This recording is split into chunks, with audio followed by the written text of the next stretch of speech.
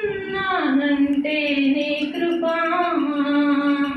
జీవిస్తున్నానంటే నీ కృపా. హల్లెలూయా. నేను 2015లో దేవుని నమ్ముకున్నా. దేవుడు అంటే నాకు చాలా పిచ్చి. అయితే మా అత్తగారు మొత్తం హిందూసే, వాళ్ళ ఇంట్లో నేను ఒకదాన్నే క్రిస్టియన్స్. అయితే నాది 2015లో మ్యారేజ్ అయింది. 2015లో నేను దేవుని నమ్ముకున్నా. అప్పటి నుంచి ఇప్పటి వరకు కూడా నేను దేవుని విడిచిపెట్టలేదు. అయితే గుమ్మడిల్లి రావడానికి మందిరం లేదు కదా, అక్కడ చాలా బాధపడేదాన్ని నేను. అయితే ఇక్కడ గుమ్మడిలో అయ్యగారు ప్రే చేస్తుంటే పక్కన అమ్మ తీసుకెళ్ళేది నన్ను. ఎందుకంటే ఒక్క వారం మిస్ అయినా నేను తట్టుకోలేకపోయేదాన్ని. అలాంటిది ప్రభువా, నేను అంత దూరం వెళ్తాను కదా ప్రభువా, నాకు మందిరం కావాలి ప్రభువా, నీ ఒక దినము నీ సన్నిధిలో గడుపుతా, 1000 దినాలు శ్రేష్టం కదా ప్రభువా అని ప్రార్థన చేసుకొని గుమ్మడిలో వచ్చిన తర్వాత ఇక్కడ అయ్యగారు వాళ్ళ దగ్గరికి వెళ్ళేదాన్ని నేను. అక్కడ కూడా మంచిగానే ఉన్నాను. అయితే అనుకోకుండా నేను 2025లో మా చుట్టాలు వాళ్ళు హిందూస్ వాళ్ళ మాటలు విని అన్నిలో కలిసిపోయి చాలా బాధలు పడ్డారు. వాళ్ళు హైదరాబాద్ తీసుకెళ్ళి నన్ను హిందూస్లో కలిపేశారు. అయితే నాకు బలహీనత వచ్చింది, బాగా ఫీవరు, బాగా కడుపులో నొప్పి బాగా విపరీతంగా వస్తే మా అమ్మ వాళ్ళ హాస్పిటల్లో చూపించారు. చూపించిన తర్వాత కడుపులో గడ్డ అని చెప్పారు. అయితే గవర్నమెంట్ హాస్పిటల్ అన్నారు కదా, టెస్టులు చేశారు. 4 రోజుల దాకా టెస్టులు చేసి మేము తీస్తాం అమ్మ గడ్డ, చిన్నది అమ్మ ఏం కాదులే అని అన్నారు వాళ్ళు. అయితే మేము అన్నాం కదా సరే మేడం అని చెప్పిన తర్వాత వాళ్ళు ఏం చేశారు, గవర్నమెంట్ హాస్పిటల్లో ఆపరేషన్ చేశారు.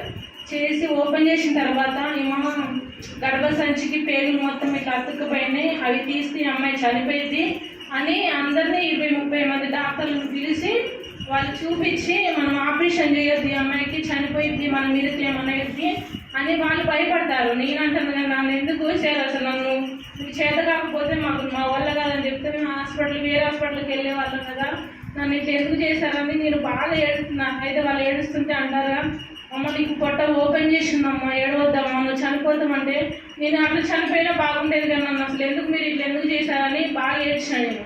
ఏడ్చిన తర్వాత ఘోరంగా బాగా వీక్ అయినా, బాగా బక్కగా అయిపోయినా, అసలు మీ బ్రతకని అసలే నాకు నమ్మకం లేదు.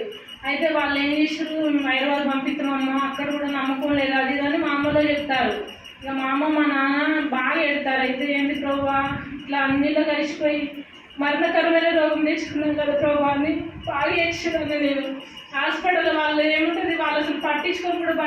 అట్లా కోసిన తర్వాత మా బంధువులందరూ హాస్పిటల్కి వచ్చి ఒక అమ్మాయి ఉంది చనిపోయింది అన్న తర్వాత మా అమ్మలు వెనక ముందు ఆలోచించుకుంటా ఒక పొలం ఉంటే అది వేరే వాళ్ళ దగ్గర పెట్టి డబ్బులు తీసుకొచ్చి మళ్ళీ మొబైల్ని ప్రైవేట్ హాస్పిటల్ తీసుకెళ్ళిన తర్వాత వాళ్ళు కూడా చేతులు ఎత్తేసారు, మా వల్ల కాదు ఈ అమ్మాయి బతకదు, ఒకవేళ మీరు ఆపరేషన్ చేయమంటే మేము చేస్తాం, కానీ బ్రతకని అయితే మాకైతే నమ్మకం లేదు, మీరు అన్నిటికీ ఒప్పుకున్న తర్వాతనే ఆ అమ్మాయికి మళ్ళీ ఆపరేషన్ చేయాలని చెప్పిన తర్వాత మా అమ్మ వాళ్ళు ఎంత ముందు ఆలోచించకుండా ఒప్పుకున్నారు. ఓన్లీ కోసి ఆ లోపల తీసినందుకే 1,30,000 అని చెప్పారు. అయినా పోయినా పర్వాలేదు కానీ నా బిడ్డ బ్రతికితే చాలా అనుకున్నారు. మా సంఘంలో మా సేవకులు మా సంఘస్థులు అందరూ ఆశి ఉండి నా కోసం ప్రార్థన చేశారు.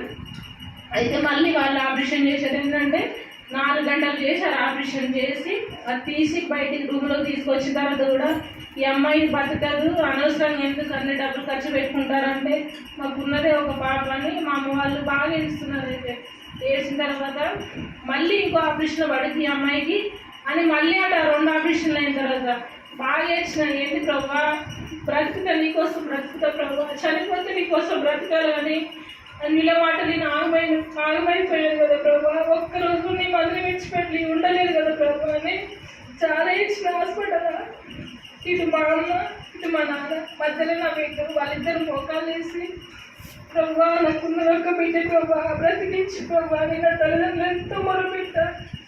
నిజంగా అండి ఈరోజు దేవుని సన్నిధిలో ఉన్నానంటే దేవుడు కృపే అండి. అసలు నా పొట్టకు చిన్న గాయం లేదు, ఇప్పుడు నీళ్ళు పట్టను చూశాను. నా పొట్ట చూస్తే చాలా మంది హాస్పిటల్ చూసి మా బంధువులే భయపడి హాస్పిటల్ నుంచి వెళ్ళిపోయారు. అసలు ఈ అమ్మాయి బతికిద్దా, ఈ అమ్మాయికి ఇన్ని డబ్బులు పెడతారు అది అంటే విశ్వాసం చిన్న తల్లిదండ్రులు మా సంఘం మా సేవకులు ఎంతో మొరపెట్టి నా కొడుకు ప్రార్థన చేశారండి. బంధువులు అన్నీ ఉన్నప్పుడు అందరూ ఉంటుంది కానీ ఏది లేకపోతే ఎవరు ఉంటారు. దేవుడు నా పట్ల ఎంతో కార్యం చేసిందండి. ఈరోజు దేవుని మందిరాలు ఇంకా చాలా టైం పడుతుంది నాకు సాక్ష్యం చెప్పాలంటే, టైం లేదు కాబట్టి కొంచెం చెప్పాను. ఈ శివ సాక్ష్యం దేవుడు దీవించింది. ఆమేన్. మరొకటి మిమ్మల్ని కోరుకున్నది ఏంటంటే, ఎవరి లోకాశల వైపు లోకం వైపు అస్సలకే చూడదు. మనకి ఏ కష్టం వచ్చినా దేవుని వైపు మాత్రమే చూడాలని మీ అందరినీ కోరుకుంటూ చిన్న సాక్ష్యం దేవుడు దీవించింది. ఆమేన్.